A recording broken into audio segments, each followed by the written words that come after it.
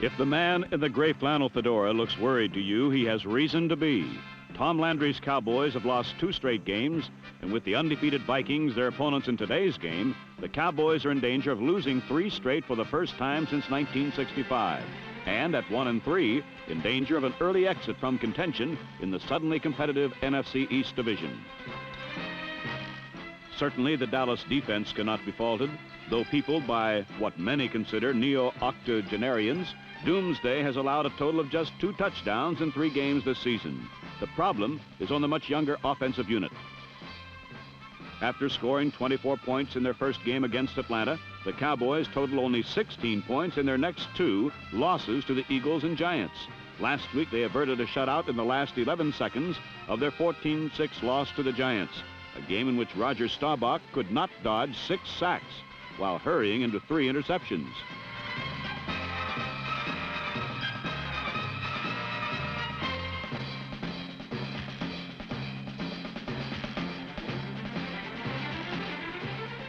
If this man looks worried to you, he's not.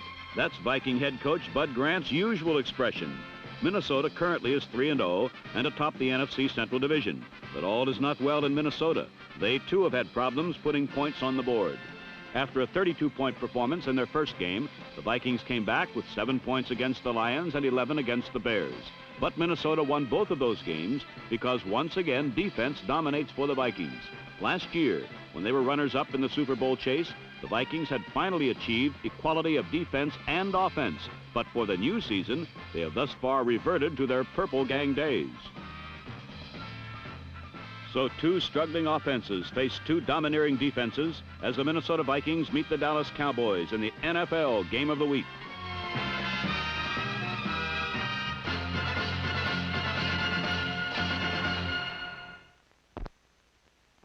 In an effort to shake their offensive lethargy, the Cowboys opened against the Vikings with a wide-open attack on their very first play.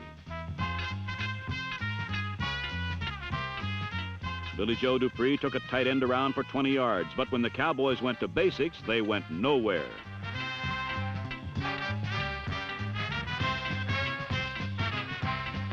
After 2 runs failed to secure first down, Staubach's 3rd down pass was tipped, batted, balanced, and then dropped by Walt Garrison as Dallas was forced to punt.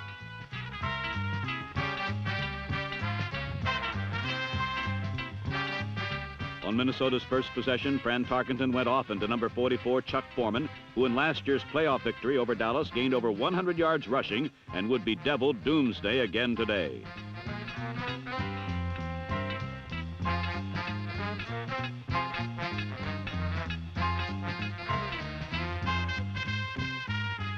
Twice on 3rd down plays, Foreman fought for first downs, but when some other Viking handled the ball, Dallas stiffened.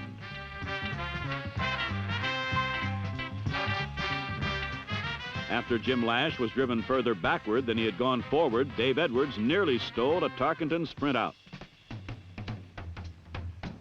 The pass could have been intercepted, but Edwards could not get 2 hands on the ball. On the next play, however, Viking wide receiver John Gilliam went Edwards 1 hand better and proved what couldn't be done with 1 hand could also be tough with 2.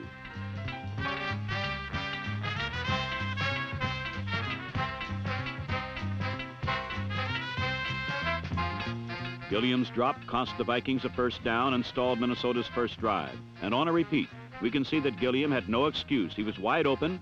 He simply dropped the ball. On the Cowboys' next possession, Staubach stayed basic again, running 4 straight times. But the 5th straight was not a run at all. It was a strong play-action fake by Staubach, and it enabled Golden Richards to beat Viking safety Terry Brown, who was filling in for the injured Jeff Wright.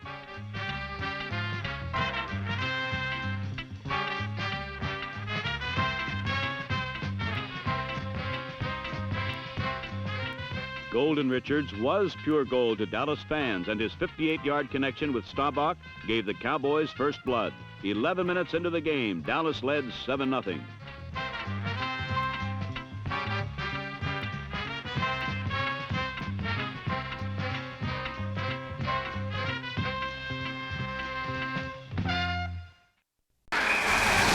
Control was beginning to slip away from the Cowboys, perhaps signaled on the kickoff following their score.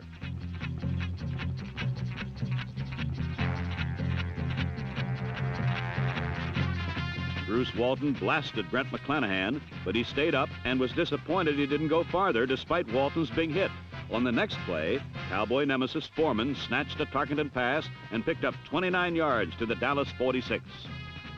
Then it was Foreman around left end to the Dallas 35.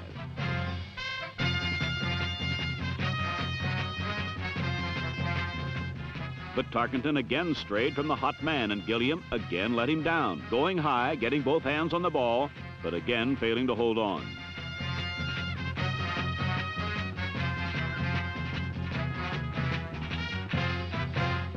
Though he had been well covered, Gilliam had nearly burned the Dallas secondary a second time. But the Cowboys were still alive, and after Minnesota settled for a field goal, Dallas led 7-3.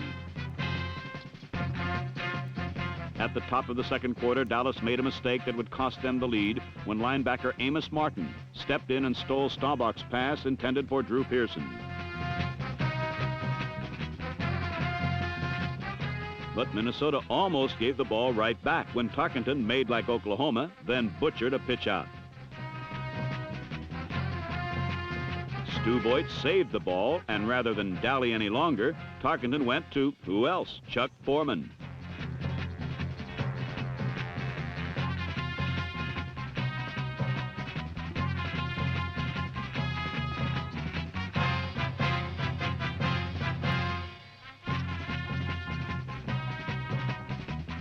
"66 yards later, Minnesota led 10-7. Dallas was stricken by the sudden score, but it was going to get worse. Just 3 plays after Minnesota took the lead, Staubach stumbled again.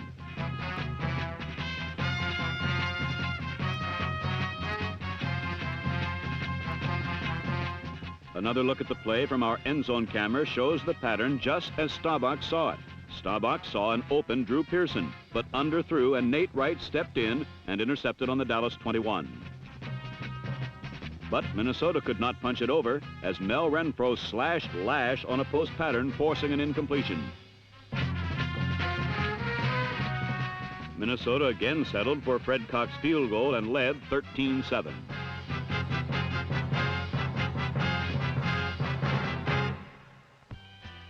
The intricate Dallas offense again failed to mesh gears on the first play of their next possession. But from the Cowboy 33, Calvin Hill began to bang.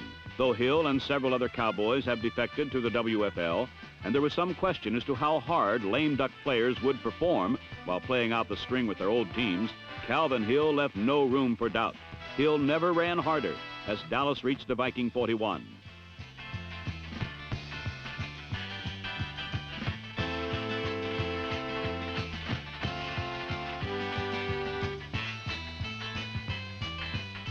But there, Staubach was dumped, losing 9 and bringing up 3rd and 17.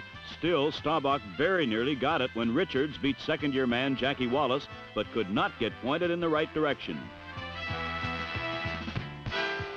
Dallas got one more good shot to score when a punt left Minnesota on their own 6.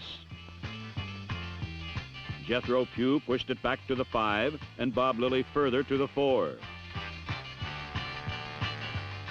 3rd and 12 on their own 4 with still over 2 minutes in the half. Good field position was in the offing, if Dallas could hold. But Tarkenton burned Dallas with a 22-yard completion to Stu Boyd.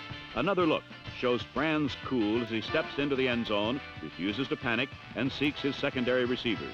By finding Boyd, the Vikings were able to avoid punting from their own end zone, and they kept the ball for the rest of the half, preserving their lead at 13-7.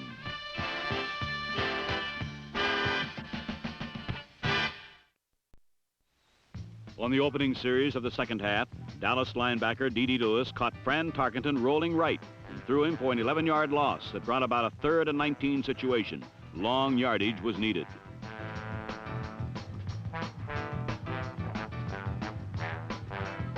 On a play designed for first down, Jim Lash bobbled the catch and was 1 yard short of the needed 19, so Minnesota gave up the football. Lash, a second-year player from Northwestern, has replaced Carroll Dale on the Vikings.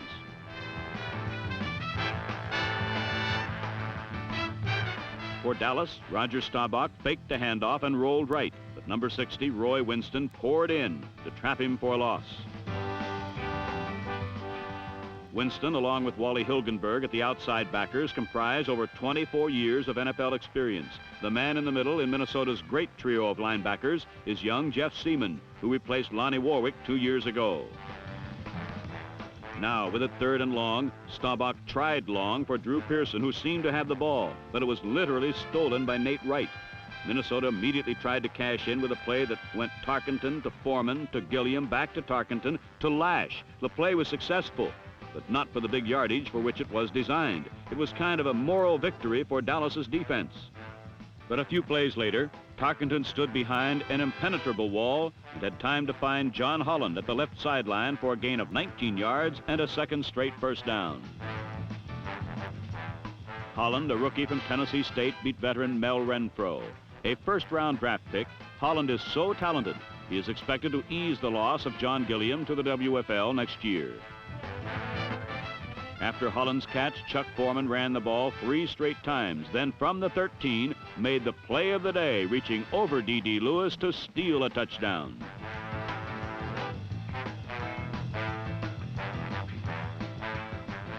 This is what makes Foreman so valuable to the Vikes. Besides his great running ability, a talent that ranks him first in his conference so far this year, last year's NFC Rookie of the Year has the knack for making the big play, as evidenced by his 6 touchdowns, tops in the entire NFL.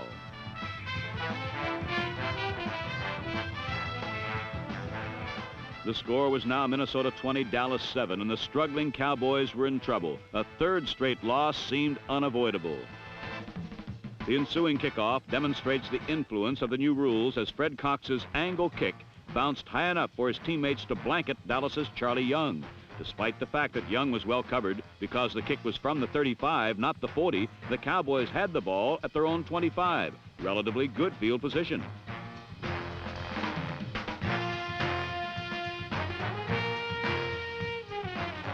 However, Dallas immediately gave the ball right back as Terry Brown cut in front of Drew Pearson for the Vikings' 4th interception of the game. For Staubach, it was now 7 interceptions in the last 2 games. One has to look no further when pondering the turn in Cowboy fortunes this year. Tarkenton quickly went for the coup de grace, and with a pinpoint perfect pass, nearly had it.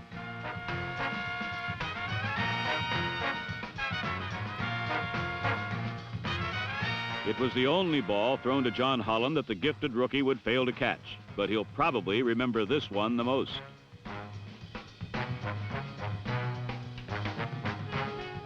A repeat of this diffused bomb shows just how accurate Tarkenton was. Holland had the ball, but was slightly influenced by number 43, Cliff Harris, at the goal line.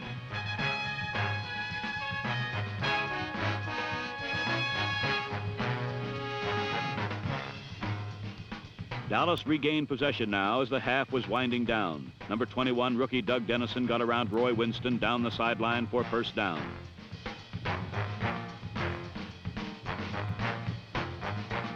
Dallas picked up another on the next play as Calvin Hill went up the middle for 14. Hill, running beautifully, would gain 95 yards today, and his backup, the second leading runner in the National Conference, Robert Newhouse, never touched the ball at all. On Hill's run, watch the other setback. Walt Garrison blocked number 81, Carl Eller, to help clear out the right side. But here the Texans' momentum was halted as the Vikings converged on Walt Garrison. The Dallas attack had failed, but now came one of the key plays of this football game, and it was not unexpectedly the result of the always vital battle between the special teams. The Vikes suicide squad nearly blocked Marv Bateman's kick, but his skied punt gave his team time to cover, and number 46, Mark Washington, spiked the ball backwards to Charlie Young. The ball was down on the Minnesota 1-yard line, and the Vikes were in a very large hole. Dallas's special teams clearly won that skirmish and quickly won another. When unable to extricate themselves from the shadows of their goal line, Minnesota kicked with the league's worst-ranking punter, Mike Eyeshide. Though number 43, Cliff Harris, was hit immediately, Dallas had regained possession at the start of the 4th quarter and had good position at the Viking 39. Due to the exchange of punts, the momentum was going the Cowboys' way now, and Staubach kept it so, with a cross-court pass over the middle to workhorse Calvin Hill.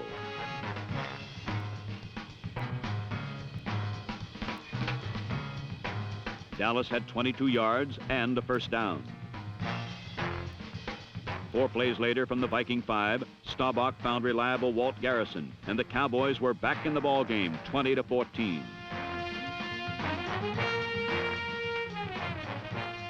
Another look shows Garrison just did sneak into the corner of the end zone while number 50, Jeff Seaman, was screened out of the play.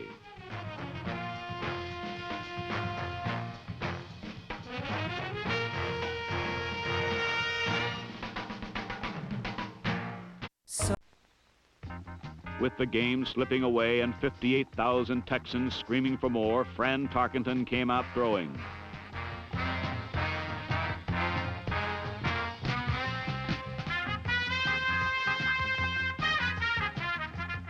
The gifted rookie John Holland took 2 passes for 36 yards to put his team in Cowboy territory. Then came a decisive play.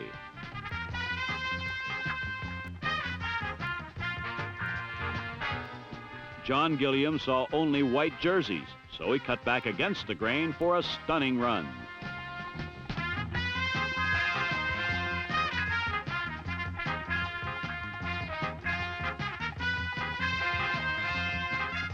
But the Norsemen were called for clipping. The play was called back, and Mike Eyeshide punted. His kick this time went only 11 yards. So again, with the gift of good field position given him by the Vikings kicking game, Staubach went to the air.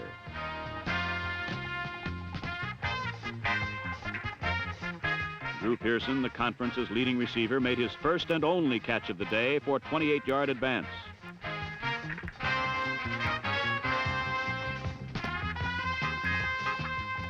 As if to prove things were definitely going their way, the Cowboys' Hill fumbled, and Bob Hayes, a man not known for his adhesive hands, gobbled it in for a first down as well as a recovery.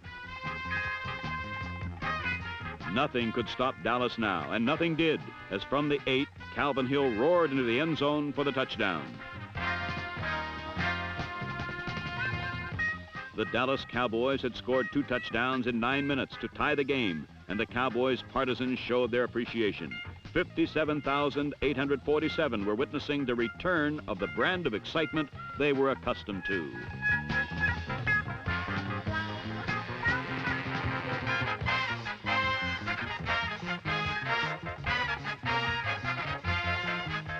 Dallas, a stumbling team that badly needed a lift, had gotten one with 2 consecutive series of offensive excellence. And as the not-so-automatic extra point was successfully kicked to break the tie, it appeared that the Cowboys' revenge for their loss to the Vikings in last year's championship was almost complete.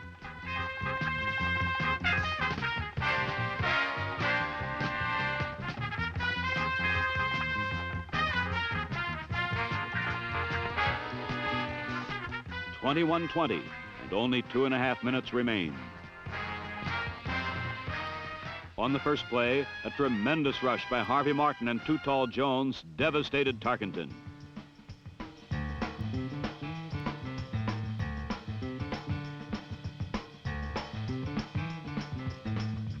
With lightning striking, the Vikings' winning streak appeared certain to end.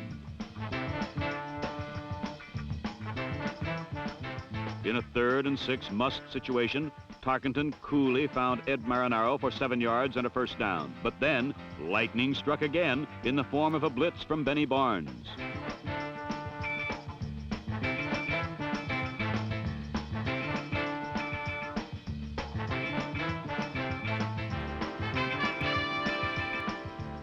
Now, with 64 seconds left, came another crucial play, and this one went for the Vikings. With a 3rd and 12, Chuck Foreman took a swing pass, got 11 yards, and was hit and fumbled, but he recovered it himself for an additional 6 yards and a first down.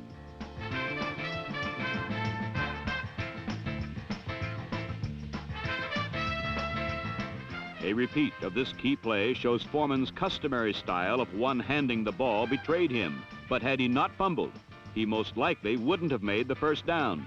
Such are the ironies of football.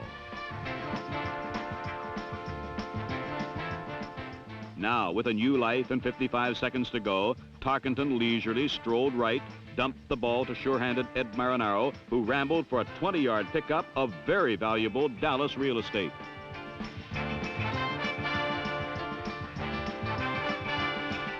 23 seconds now, and from the 17, Tarkenton had Gilliam free, but the catch was out of the end zone. After a running play went nowhere, and with just 4 seconds showing on the clock, it came down to 27 yards and Fred Cox's foot. An irony because of the sporadic Viking kicking game for much of the day.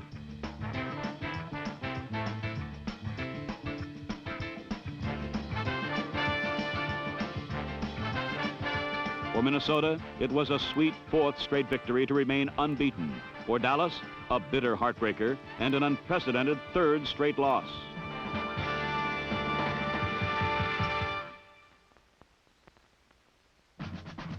National Car Rentals Player of the Week, Chuck Foreman, for his extraordinary performance in the Vikings' thrilling triumph over Dallas.